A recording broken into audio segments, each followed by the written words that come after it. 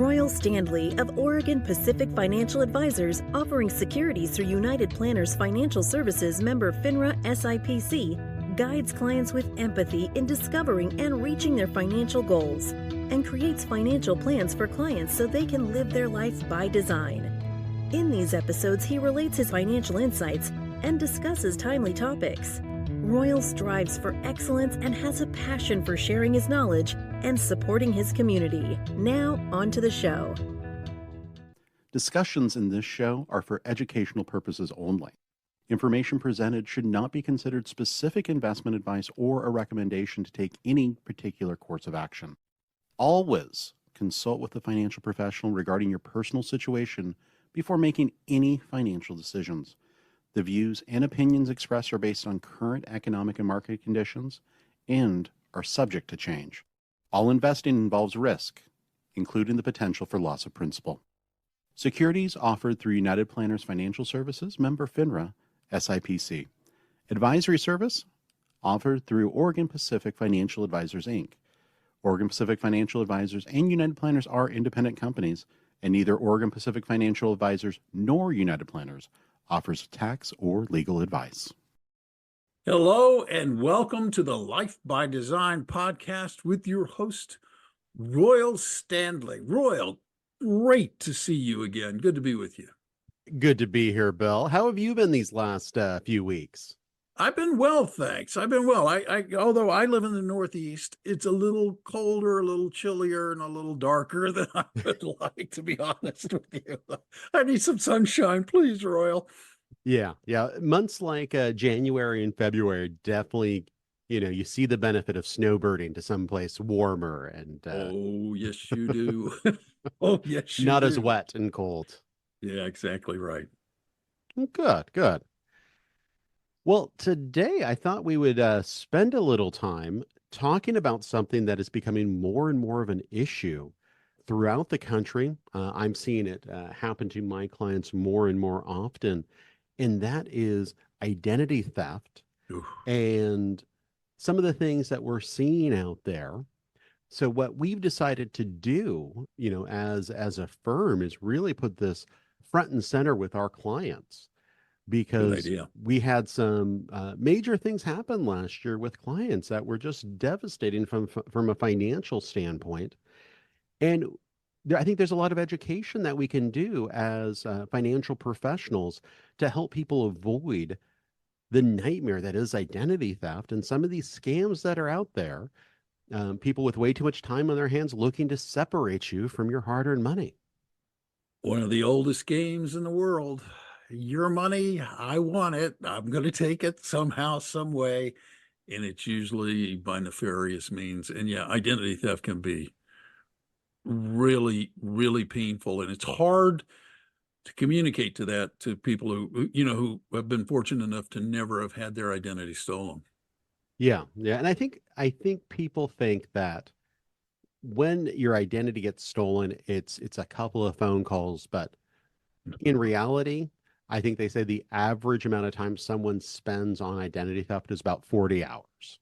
It's a full work week trying to sort out, getting those things off your credit reports, trying to get money back into accounts, filing police reports, doing all of those things. So, really the prevention really is the best medicine when it comes to identity theft. So thought we would spend some time today talking through some of the best things that you can do individually to protect yourself from it, and then also spend some time going through the steps if you are the subject of an identity theft.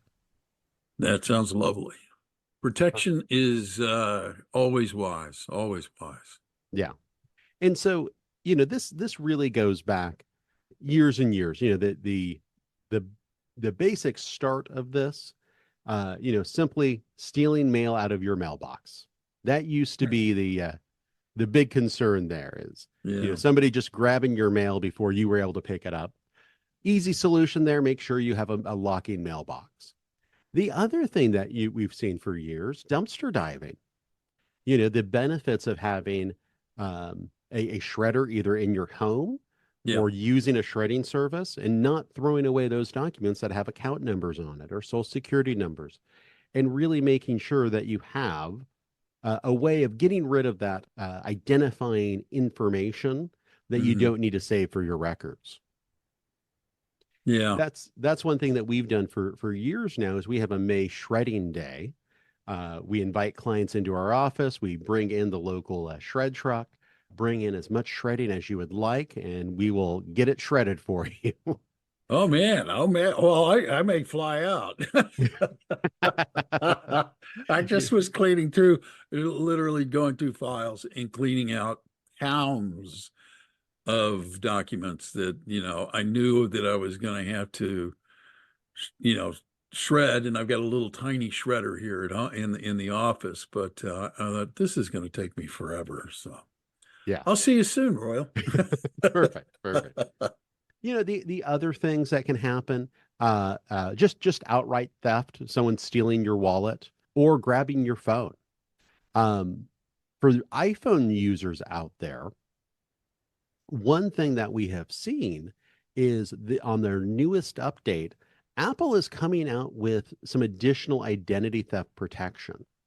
So most people have a passcode on their phone, Yeah. either 4 or 6 digits, um, that allows you to log into the phone as well as make changes inside of the phone.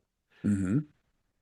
And if you don't have a passcode on your phone, number one, put a passcode on your phone. Nothing is easier for a thief to grab your phone. And if it's not locked, just go right in there, disable all the security features, and still a good portion of your identity just off of your phone. Since most people nowadays are using their phone more and more for holding passwords, for accessing bank accounts, Yeah. and really dealing with their financial life. But Apple's coming out with a new feature where this is designed to protect a thief shoulder surfing, basically looking over your shoulder, seeing what your passcode is, Yeah. grabbing your phone, and then being able to turn off the Find My iPhone feature and really lock you out of your phone and completely take over your identity there. So they're coming out with a new feature now that basically says if you try to change some of the passwords and some of the Find My iPhone features, you're not going to be able to do it unless you're at home or at work or another location that you've already pre-identified. Mm. If they try to do it at another location, it'll give an hour window before they're able to change that and lock you out of your phone. So the phone companies are trying to do their best in dealing with this increase in identity theft. So Yeah. Well, I've definitely got a something to really check quick out. question, Royal. Like a Yeah. lot of phones now have a biometric, Hmm. either Face ID or fingerprint or whatever, right? Do you recommend that people use those biometrics? Absolutely. Absolutely. From a security standpoint, Yes. absolutely.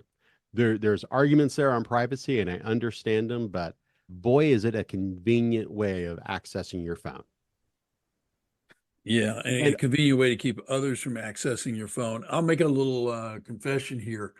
I do not say passwords on my phone for any bank accounts, even though it's a little inconvenient because I have to remember these things, which are a mhm, pain. mhm. But I don't anything that gives somebody access or would give somebody access to some personal financial stuff, I don't keep on my phone.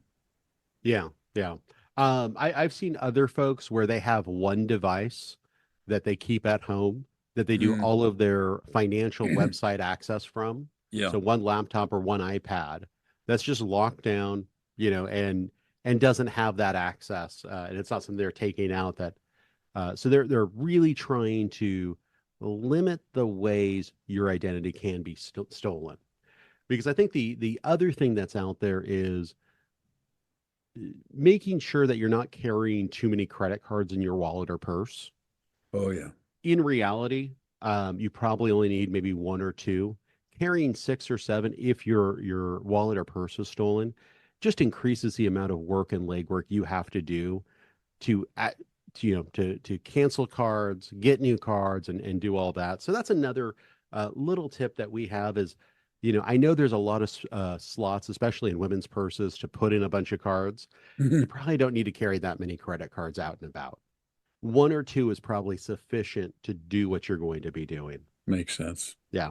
The other thing you can do is save the contact information for those cards in your phone. So, for instance, saving that information, the contact number. So, if you do need to cancel something, you can just access that very quickly as well. In my mind, the other thing that we have to start talking about is the phone, and especially with elderly clients. The phone is one of the easiest way for scammers to access potential scam victims. And with the Yeah. advent of auto dialers and how much information is already out there on the web about you, there are so many ways for people to call someone's home, create a scenario out of thin air, and really begin to get people to give up more personal information, or God forbid, start trying to solve a fictitious financial situation by passing over access to bank accounts or credit cards right there. Mm. So, for instance, I'll use a scenario that we saw last year. I had a client get a phone call from her bank. What this person said was her bank, Okay. I was going to say, really? Was it her bank? saying that she had been the victim of identity theft, and that identity thieves had access to all of her bank accounts. Okay. This gentleman then proceeded to have her go to her bank, wire out all the money to somewhere else to protect this money from identity thieves. She was not able to recover any of her savings in that bank. Oh gosh. Oh because my gosh. because of the story that he told. He was her only hope for saving this money. And once that wire went through, she never heard from him again. And it's heartbreaking because, I mean, we're talking tens of thousands of dollars just disappeared Oh because man. this story that was told to her that, she believed. And the other major thing that happened here is these people do such a good job of creating urgency that Mhm. if you don't do this, you're going to suffer loss or imprisonment or more fines, et cetera, et You cetera. need to act quickly. You need to act quickly, and you can't talk to anybody about this, because if you talk to people, they might be in on it, or they might also try to scam you out of money. They are really, really good and insidious about this. So really, if you don't recognize a number on your phone, just don't pick up the phone. Yeah. And I got a call last year as well from the power company. Mm, And really? yeah, from the power company. And it was all about how I hadn't paid one of my bills and that I needed to do it right now, or they disconnect my power. And I was just, and for some reason, I spent too much time on the phone. And, I just began racking my brain. How in the world did I miss, this payment, et Right. cetera, et cetera? And part of it was just, kind of interest to go, where does this go? Where exactly does this run out? And ultimately what the scam was is they wanted me to use an app that is on most of your bank accounts called Zelle, Zelle.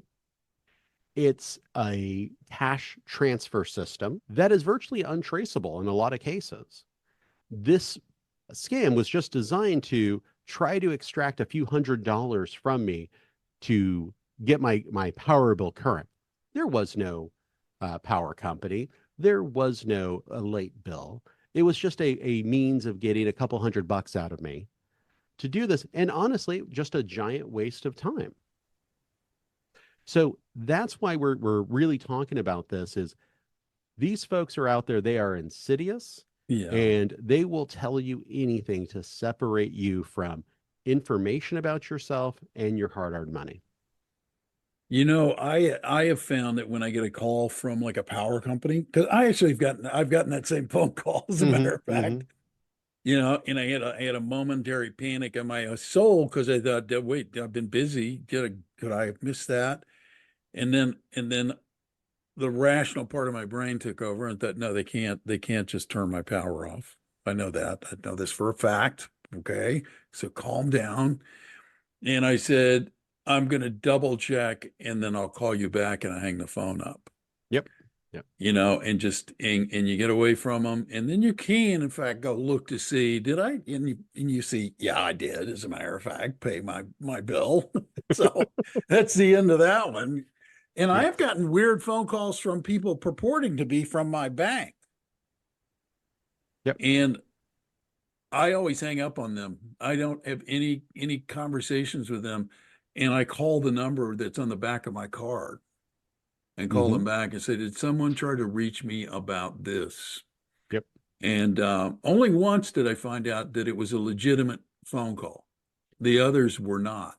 The other agency that I tell clients just not to respond to if they call you is the IRS. Oh, yeah. Oh, If the yeah. IRS reaches out to you, it is probably not the IRS. The IRS is. communicates through the U.S. Postal Service Yes, almost sir. exclusively. Yes, sir, they do. So that is another one, and especially, if you're older, if you've never done anything wrong, you get a call saying you owe all of these back taxes because whatever reason they trump up, and they start feeding you this line that this needs to be taken care of right away and we need information about this or that. All of those are red flags. If someone calls you out of the blue and you're not expecting that phone call and they start weaving a story that just doesn't make sense or doesn't sound right or doesn't seem to be anything having to do with your situation, just hang up the phone. It's okay to be rude. And I think a lot of clients don't feel like they can be, and especially they don't want to get in trouble hanging up on the IRS or their bank or the power company, any of these things. Wait for a letter in the mail and then make sure that it's a real issue. You can call back, you can go online and get the number for the IRS, the number for the power company, the number for your bank. Make a call and do it that way. Don't accept a number from someone who calls you. That was another part of this is, if someone calls you and says, oh, to verify who I am, call this number. Once again, you don't know who you're calling. So just be ultra careful. The other thing I encourage folks to do is to call our office. Especially our clients, if you feel like you've been the victim of a scam, or you feel like something just doesn't sound right, give us a call. Let us know. We can just walk you through what this is and what your response should be. I've had a few clients, and this is a scam I haven't seen in a while, but that won the lottery. They won the lottery. Some gosh. substantial sum, maybe hundreds of thousands of dollars. And all they have to do to get their money is wire some money to a foreign bank account to pay the taxes on the lottery that they do not remember entering. So always be on the lookout for anything that sounds too good or too urgent. Anything like that is probably going to be a scam. Yeah, and I think you're right when you say don't be afraid to be rude. Although I know that you don't mean rude. Because you're the least rude person I know. But I know that a lot of folks have been taught that you err on the side of courtesy and niceness as opposed to simply ending a phone call. And sometimes that is just simply the best thing to do. If something strikes you as weird, something strikes you as odd, there is nothing wrong with hanging up. There is nothing wrong with saying, I need to check on that and hanging the phone up. Yes. Yeah. You can talk to your kids about it. You can talk to, a professional like myself, maybe your CPA, make those calls and just don't send money to anyone. There's never any reason to send money out to someone that you don't know. Right. Yeah. Yep. A couple other things that we're doing here is we're sending out a free booklet on steps to protect yourself from identity theft. And I just want to offer that right now to our listeners that if you're interested in that, email our office, give us a call. We're happy to send that out to you at no cost because we just want to get this information into people's hands. We want to be a resource for them. We want to educate them on ways that they can protect themselves from identity theft or some of these scams out there. I just want to talk about some of the signs of identity theft, some of the ways that you might discover that you've been the victim of identity theft. Okay. The first is you start noticing charges on your credit cards or bank statements that you don't know where they came from. Yes.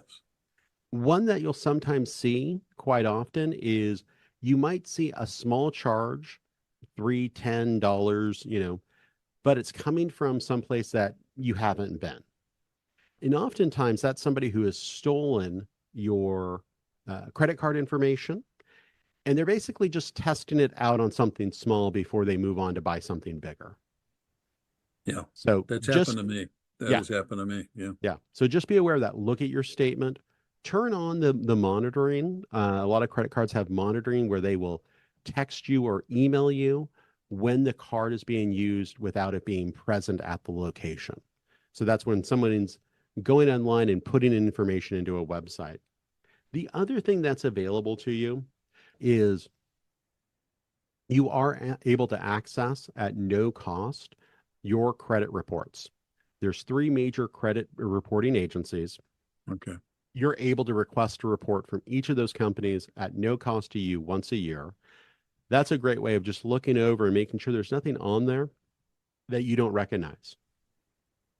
The other thing I just recommend for all of my clients is a credit monitoring service like LifeLock is a very, very low cost way of providing constant oversight on your credit report as well as your identity. They've added in some really nice tools there that also monitor the dark web. The dark web is basically a cousin of the internet that we all kind of know and can operate on. Requires a special browser. That is a place where a lot of these criminals sell your data. And unfortunately, just based on the number of data breaches that are out there, all of our information is already available on the dark web. So it's very, very easy for these criminals and scammers to know where you've lived, what your date of birth are, what your kids' names are, what your social security number, because there's been so many data breaches out there, that information is just publicly available right now. We just want to be vigilant with that and know that in a lot of cases, that base information is already available to a lot of these identity thieves. It scares me when I realize how much of our what we used to call personal information is it's out there readily consumable on the internet. It's amazing. Yeah, yeah. And I mean, we were talking off air before we started recording about scams with the IRS, Yes. where someone can get a hold of your name and social security number and either use it to work under if they're not able to use their own identity because of immigration status or legal status here in the U.S. And also, you have folks who will file tax returns under your ID Yes. and then just collect your return for you and walk Very away nice with it. of them, huh? Yeah, yeah. And those things can create nightmares. So always be ever vigilant with that sort of things, but also realize that we're living in a world where that information for a lot of folks is already out there through no fault of their own, simply because, it seems like we get a new update on another data breach every week. Oh yeah. Yeah. Oh yeah. I've been a victim of data breach, theft via data breach. I've had friends who were victimized in the same kind of way. This is a very, very real problem that you're talking about. Yeah, yeah. And I think, unfortunately, it is only going to get worse. So what we're going to see here is with artificial intelligence coming out, I think we're going to see more and more sophisticated attempts to steal identities as well as steal money through scams from these criminals out there. So you really have to be ever vigilant and just be aware of that. My biggest advice for clients is get a credit monitoring insurance like LifeLock. It really is, I think something that you need at this point in the environment we're living in is some sort of monitoring to make sure no one's opening cards in your names, no one's using your credit score to, basically open accounts that they're going to use. So Yeah. I really encourage folks to do that because that's a very simple way of doing it. So what happens if you're the victim of identity theft? So we have a list of things that you're going to want to look to do. Number one, call the business where the fraud took place. Talk to the fraud department there. Say your identity was stolen. Ask for your account to be frozen. Ask for the damage to stop at that point. So that could be a bank, could be a department store. You're going to want to place a fraud alert on your file. So what that means is you can contact one of those credit reporting agencies, Equifax, TransUnion. You can call them and say, hey, I've been the victim of fraud. Put a fraud alert on my files. They are required to report and pass that information on to the other two credit reporting agencies. That lasts for 90 days, but that should slow down any other attempts to open up accounts in your name. Next, order a credit report. Look to see what's already on there, and maybe you're going to have to probably look at that a few times to see if things have popped on there. And then from there, you can dispute those things with each of the crediting reporting bureaus. Okay. Next, file a complaint with the FTC, the Federal Trade Commission. You can just Google FTC and report fraud. That'll pull up a website, and that allows you to basically let the FTC know you've been the victim of fraud. And their website really has a lot of good information on what you need to do as a victim of fraud and identity theft. Next, file a police report. If there's damages there, filing a police report is oftentimes what you'll need to do to start going after recovering some money, especially if there's been theft there. So the other thing you need to do is, God forbid you're the victim of identity theft, is you have to record all the steps you're taking and who you're talking to. So you want to be organized. You want to be writing down, what numbers am I calling?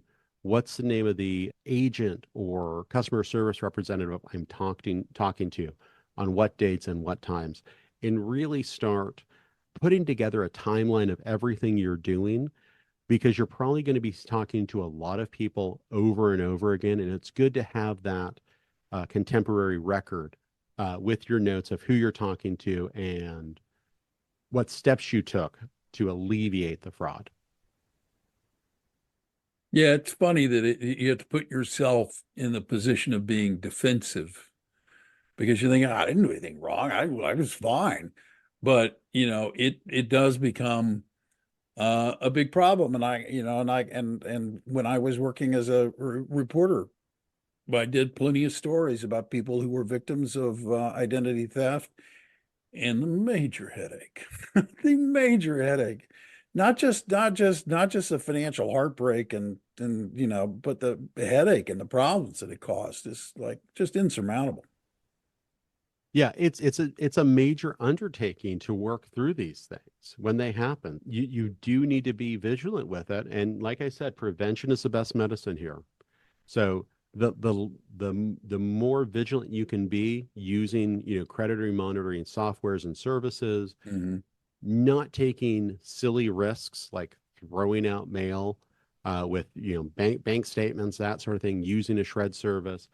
Using things to limit your exposure online, making sure your computer has antivirus software. Yeah. Those easy things that we think about that we may not be doing. All of those things put you in a better position to not be the victim of identity theft and scams like this.